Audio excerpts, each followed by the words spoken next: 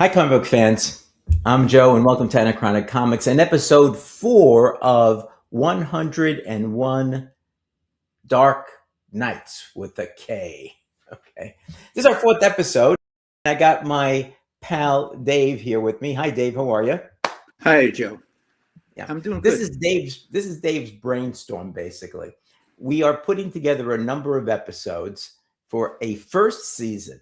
So you guys are lucky, there'll be more than one. A first season of this 101 Dark Nights, where Dave has put together a series of Batman-like characters from comic books and from even earlier than comic books, and showing us how they were either precursors to Batman or potentially have some be based on Batman or have Batman traits or whatever else. Pretty interesting, Dave.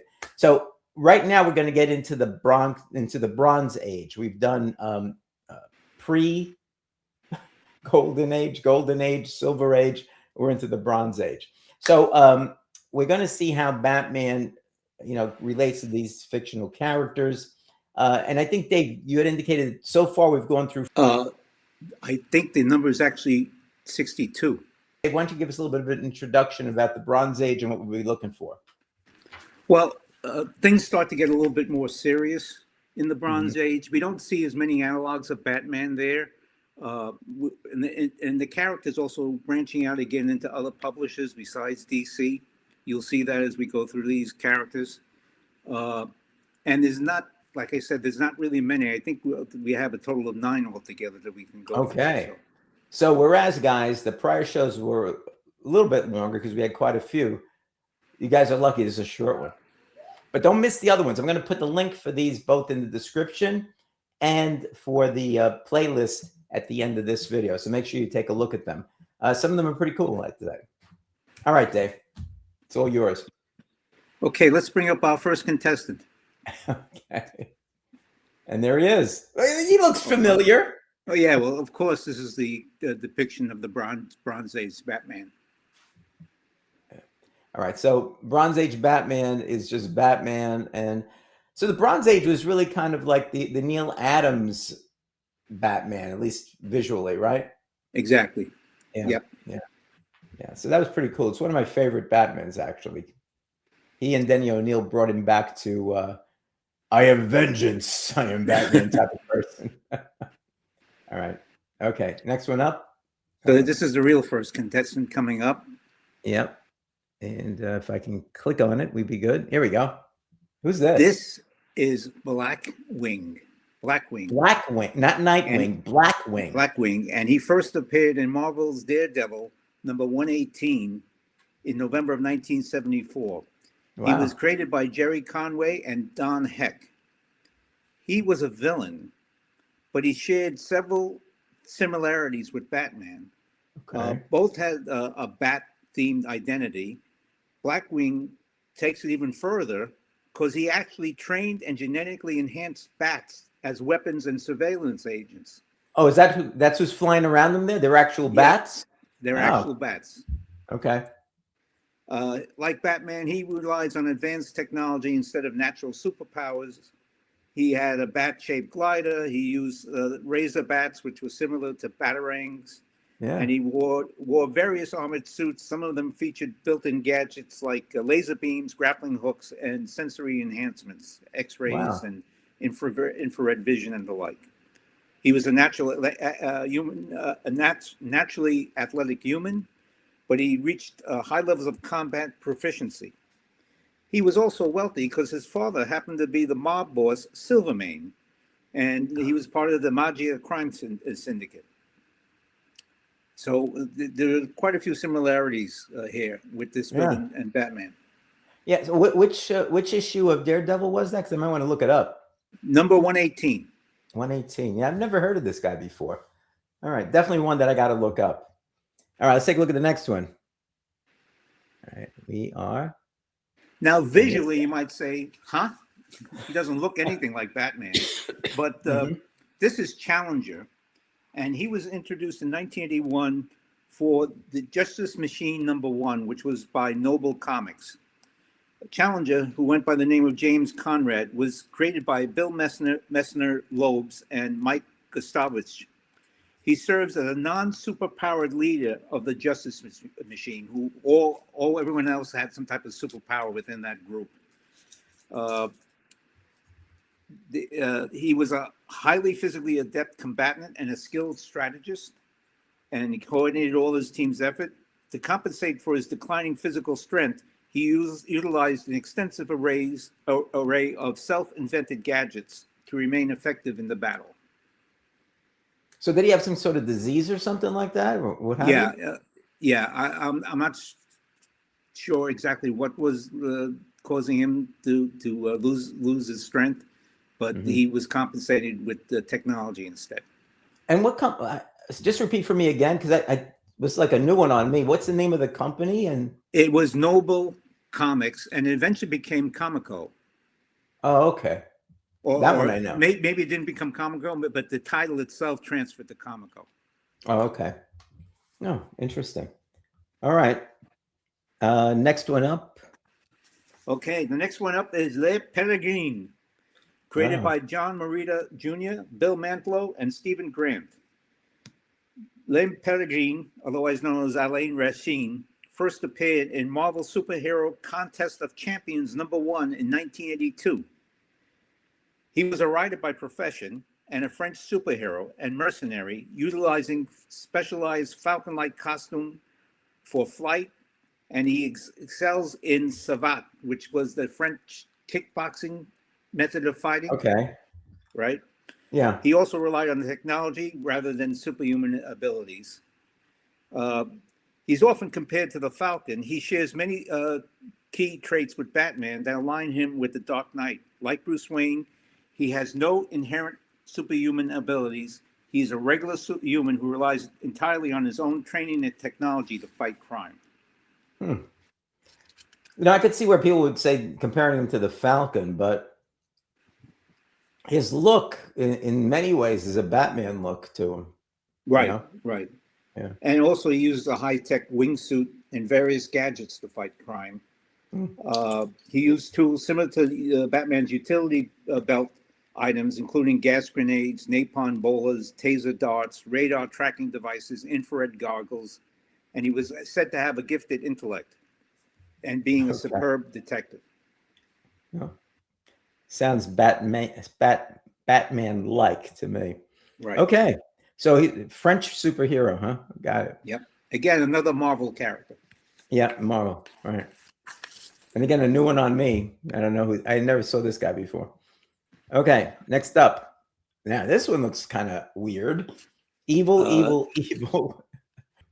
Okay, this is the Cockroach, created by Dave Sim, and first appeared in Cerebus the Aardvark #11 by Aardvark Comics in 1979. One of the wackiest comics you've ever gotten before that series.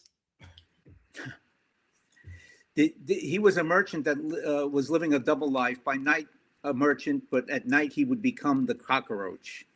Okay. And he was motivated by tragedy, the death of his parents at the hands of the Red Claw cultists 30 years before. He was also nocturnal, as you know, most cockroaches are. Okay. When you turned on the light, did he like scatter?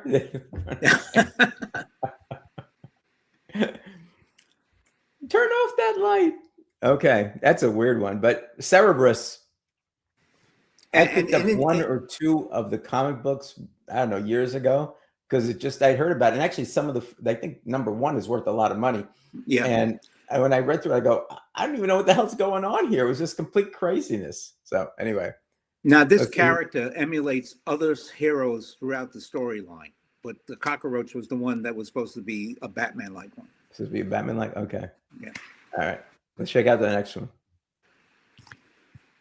Oh. Like his square chin in there.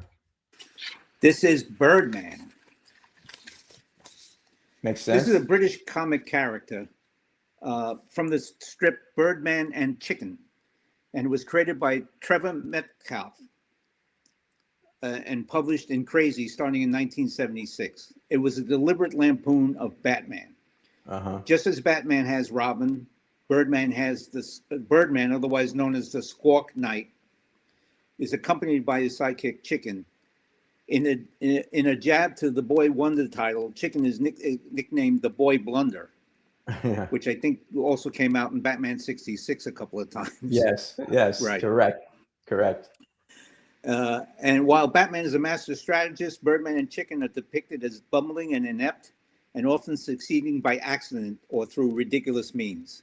Mhm. They had a lot of bird-themed puns in the strip, like the Birdmobile, the Bird Bike, and there was even a bird's nest that replaced the Batcave. Right. They had a colorful rogues gallery, Father Time, maybe an analog to the Clock King, the Puzzler, definitely an analog to the Riddler, Right. the Maggot, maybe an analog to Killer Moth, Doctor Doom was Hush, the Tremble twins, Tweedledum and Tweedledee, the Pelican instead of the Penguin, Penguin. Mr. Phony instead of Clayface, and Bookworm Browser instead of Bookworm, Jack of Diamonds instead of Queen of Hearts. So they were really emulating the Batman 66 version. Yes. Yes. Okay. They're trying to kind of piggyback on that, right? To get some sales. All right. His alter ego was Dick Lane instead of Bruce Wayne. He had two clown-like nemesis, not one but two. One was called the Giggler, and the other the Jester. The Jester. And he was a close ally to the alpha hero Captain Crucial. His love interest was Sourpuss instead of Catwoman. Okay, got it. And just a historical bit of trivia here. Bob Kane's original 1939 sketches for the character were initially named Birdman before Bill Finger suggested the Bat Team changes to make. Yep. That's right. Okay. All right. Next. Okay. This gentleman here is Night Raven. Night Raven. Okay. Okay, so here again we go back to Marvel. In this case it was Marvel UK. It was created by Steve Parkhouse and David Lloyd in 1979 in a Marvel UK publication called Hulk Weekly. And he was a Pope-inspired vigilante who mirrors Batman's early Mystery Man era. He eventually gains superhuman strength, but his core concept is heavily rooted in the same urban legend tropes as the Dark Knight. Okay. Both characters are heavily influenced by 1930 pulp heroes like the Shadow and the Spider. Just as Batman uses the bat signal and leaves batarangs, Night Raven leaves a signature brand, the mark of the Raven, on the foreheads of the criminals he defeats. The mark of the Raven. Okay. The mark of the Raven. He is brooding, masked, a figure who operates in the shadows of major cities, originally 1930s New York and Chicago, to strike fear in the underworld. Before his later mutation, he relied entirely on high-level training, marksman skills, and specialized equipment. He wears a distinctive full-head mask, partially carved from bone or ivory, and a trench coat. He's a highly trained fighter, both armed and unarmed, capable of taking on multiple opponents simultaneously through sheer skill and acrobatics. Like Peter Parker and Bruce Wayne, his path was shaped by a near tragedy and wartime experience revealed in House of Cards as a way to process his trauma. However, unlike Batman's strict no-kill rule, Night Raven is a much grimmer figure. He is often indifferent to the deaths of his enemies and is considered a dangerous psychopath by the police. So this is Marvel UK, right? But the Night Raven hangs out in Chicago. Well, yeah. The stories took place in Chicago and New York. Okay. I guess if they want to have guns and machine guns, and right. I understand it's pretty difficult to get either one of those two things in Britain. That's true, especially in the 1930s. I guess so. All right. We got a few more, it looks like. Let's see. Oh, Now this guy here, he looks a little familiar, but I with the F. Falcon? Yep. This is the Blue Falcon. The Blue created Falcon. by Joe Ruby and Ken Spears, and first appeared in the cartoon show Dynamut, the Dog Wonder, Oh, yeah, I remember that. back in Mhm. 1976. He's primarily a parody of Batman and modeled after the 1966 Cape Crusader. Hmm. Both that Batman and he are wealthy socialites who use their fortune to fund high-tech crime-fighting equipment, though they differ slightly in temperament and effectiveness. Blue Falcon is Radley Crown, a millionaire art dealer in Big City who likes spending his spare time relaxing with his pet dog, Dynamut. But when the Falcon Flash, the Blue Falcon's bat signal, is seen, Radley changes into his Blue Falcon identity. He relies on specialized technology rather than the innate superpowers that others have. Blue Falcon operates out of the Falcon's lair and uses the Falcon car, mirroring the Batcave and the Batmobile. Blue Falcon is paired with Dynamut, the Dog Wonder, who is a bumbling robotic dog who functions as his Robin. In later DC comic crossovers, it was established that the Blue Falcon was a member of Batman Incorporated, a global Really? franchise of Batman-themed heroes. In some modern interpretation, Blue Falcon's motivation is identical to Batman's. He became a vigilante to avenge his parents' death. Wow. Never heard of him. So in later manifestations of Blue Falcon, he actually becomes a little grimmer and more like the Cape Crusader. Mm. Okay. I seem to remember him on the cartoon show, but not in the comics. That's interesting. The Blue Falcon. Also, what's interesting is, although he's all blue, he still wears the weightlifter guy trunks over here, like the Superman trunk. And yeah, interesting. All right. Next one, the Sentry. The Sentry. Yeah. He was introduced in 1987 in a comic called Hero Alliance. What year was he introduced? 1987. 87. Okay. He's a wealthy vigilante who protects Midland City. Created by Kevin Joray, he is a strategic hero who uses his dark image to strike fear into criminals. He is a nocturnal operative and a master of disguise who relies on his intellect rather than superpowers. He maintains a close working partnership with Victor, the alpha being of his universe, so the equivalent of Superman in this universe, and works with law enforcement liaison Lieutenant Harold Klein. He operates out of a hidden lair located at the top of the Midland Center and is a core member of the Hero Alliance. And was it Innovation Comics? Is that the name of the company? Yes. Now, so that's number one. Okay. Another new one on me. I don't know where these guys have been. I've never seen these people before. If you've seen some of these that I say that I haven't seen, guys out there, let me know in the comments. All right. And this is the last one. Now, this one I know.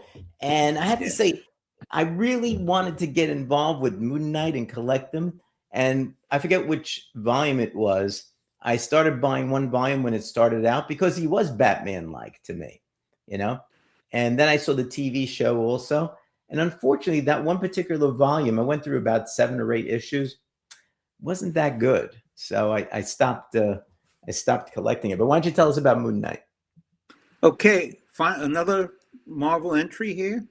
He was created by writer Doug Moench and artist Don Perlin, and first appeared in Werewolf by Night number 32 in 1975. While Moon Knight, otherwise known as Mark Spector, is often called Marvel's Batman, the two are fundamentally different despite sharing some surface-level tropes. In his original comic history, Spector's Stephen Grant, Moon Knight, or rather, Mark Spector suffered from some mild schizophrenia. He actually thought himself to be at least 3 different people at one time. Right. So one of his personas, Stephen Grant, was a billionaire playboy who used his fortune to fight crime. And Moon Knight had these crescent darts in the shape of moons, and that functioned exactly as Batman's batarangs. He was also utilized a theme aircraft called the Mooncopter, similar to the Batwing helicopter. Both are brooding heroes who primarily operate at night to strike fear into criminals. Batman uses his Bruce Wayne persona and matches Malone to gather intel. Similarly, Moon Knight uses several identities, Mark Spector, Stephen Grant, Jake Lockley, for the same purpose. Also, Moon Knight was assisted, I believe he had a helicopter pilot by the name of Frenchie, who was a French version of Alfred. Okay. Plus, he had was it an Egyptian god or whatever, and that was how he was able to transform and all that. So a little bit different than Batman in that respect. But his look, when you take a look, his look was very Batman-ish, in my view. But okay, pretty interesting. All right, okay, so so that was the Bronze Age Batman, I guess, that's there. So we add another 9 to the total. So let me see. I'm very bad at this math here. So did that bring us to like 71 or something? 70. That is correct. 71. Oh wow, I got it right. All right. So that's episode 4. Now I've been saying there's 6 episodes. Is there going to be 2 more, or is there going to be 3? Because you were itching around potentially finding some other people or something like that. Well, there are 3 more episodes. Okay, so it's not 6. It's going to be 7. Right. 5, we're going to be looking at imitators in the modern age of Batman.